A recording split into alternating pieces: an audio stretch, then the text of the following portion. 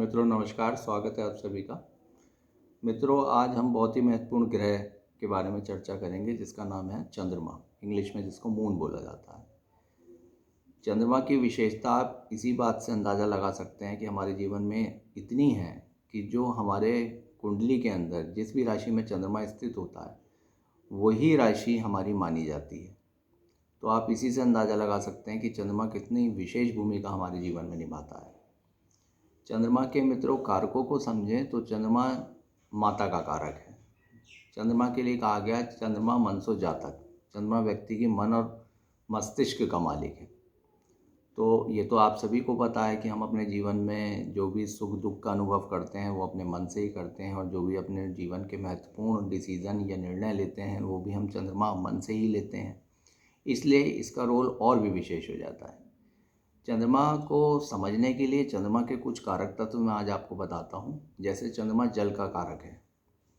चंद्रमा हमारे जितने भी खाने पीने का सुख है, जो भी हम खाना खाते हैं या जो भी हमें खाने का सुख प्राप्त होता है वो चंद्रमा के द्वारा ही है। इसके साथ साथ चंद्रमा चूँकि जल तत्व का कारक है तो हमारे शरीर में बहने वाला रक्त, उसका बेस भी चंद्रमा ही है। और चंद्रमा शरीर के अंदर अगर हम इसको समझें तो फेफड़ों का कारक भी चंद्रमा है। और आज की तारीख में या इस आधुनिक युग में जो हम देखते हैं कि लोग किसी न किसी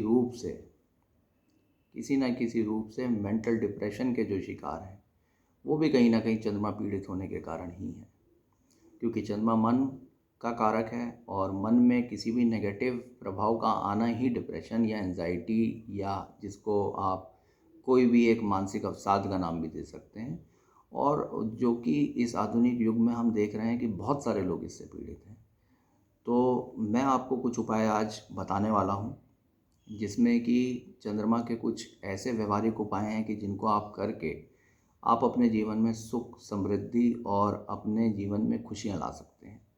तो सर्वप्रथम मित्रों, जैसे मैंने बताया कि चंद्रमा खाने का कारक है, तो जितना यथासंभव हो सके आप खाने का दान करें, खाद्य सामग्री का दान करें। हो सके तो लोगों को खाना खिलाएं। आपके घर में कोई व्यक्ति आए तो उसको कोशिश करें कि वो भूखे पेट ना जाए, उसको ज़रूर कुछ ना कुछ ऑफ़र करें। यदि खाना भी नहीं खिला सकते तो उसको दूध या दही या चावल या इवन कुछ भी नहीं कर सकते तो उसको चाहे जल ही ऑफ़र करें, पानी ही पिलाएं, लेकिन करें ज़रूर।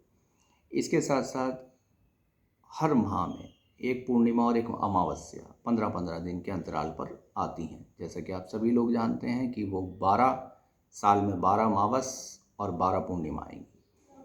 तो यथासंभव इन पूर्णिमा और अमावस्या पर दूध, चावल, चीनी, इन तीनों चीज़ों का दान करें। अगर संभव है तो गंगा स्नान करें। यदि गंगा स्नान नहीं कर सकते तो इन तीनों चीज़ों का दान यथासंभव जरूर करें, पूर्णिमा पर और अमावस्या पर। तो 12 पूर्णिमा और 12 अमावस्या अगर आप ये करते रहते हैं तो निश्चित रूप से आपका चंद्रमा जो है वो अच्छा फलदायी रहेगा।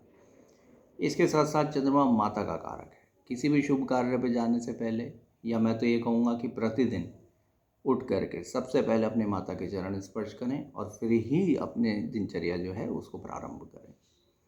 इसके साथ आपने ये भी देखा होगा कि बहुत सारे लोग जो हैं आज फेफड़ों की संबंधी बीमारी से भी हैं। किसी को कोई ब्रोंकाइटिस है या किसी को सांस नहीं आ रही या किसी को ट्यूबरकुलोसिस है, तो वो भी चंद्रमा से ही संबंधित रोग है।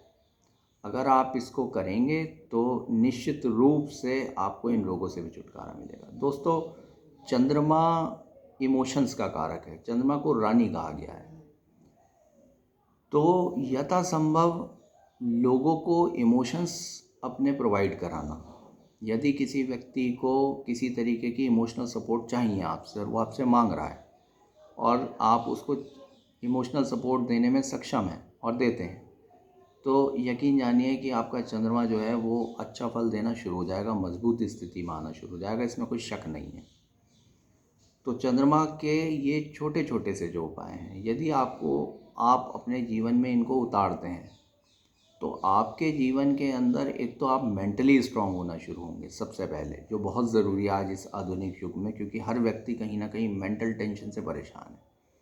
दूसरे नंबर पे स्वास्थ्य की दृष्टि से जितने भी लोग जो कफ प्रकृति के हैं, ठंडी प्रकृति के हैं, उन लोगों के लिए तो ये विशेष फलदायी है जिनको कि साइनस की समस्या रहती है, कफ ओरिएंटेड कोई प्रॉब्लम होती है, उन लोगों को बहुत फ़ायदा मिलेगा।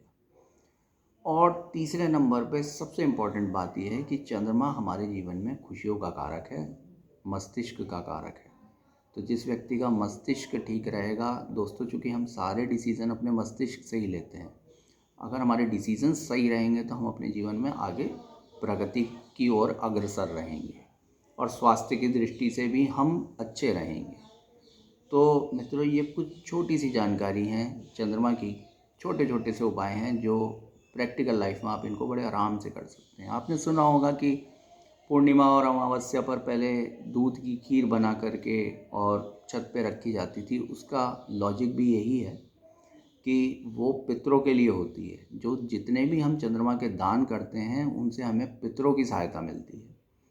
तो पितर और चंद्रमा एक ही है। शिव जी के पीछे बहने वाली भगीरथी गंगा, वो भी चंद्रमा का ही रूप है। तो चंद्रमा के इष्ट रूप में अगर हम समझें, पूजा के रूप में, तो शिव जी की पूजा चंद्रमा के लिए बहुत फलदायी है। तो आशा करता हूँ ये छोटी सी जानकारी चंद्रमा के लिए आपको अच्छी लगी होगी। आगे भी मैं आपको और ग्रहों की इसी तरह से कुछ विशेष जानकारियाँ बताता रहूँगा। धन्यवाद।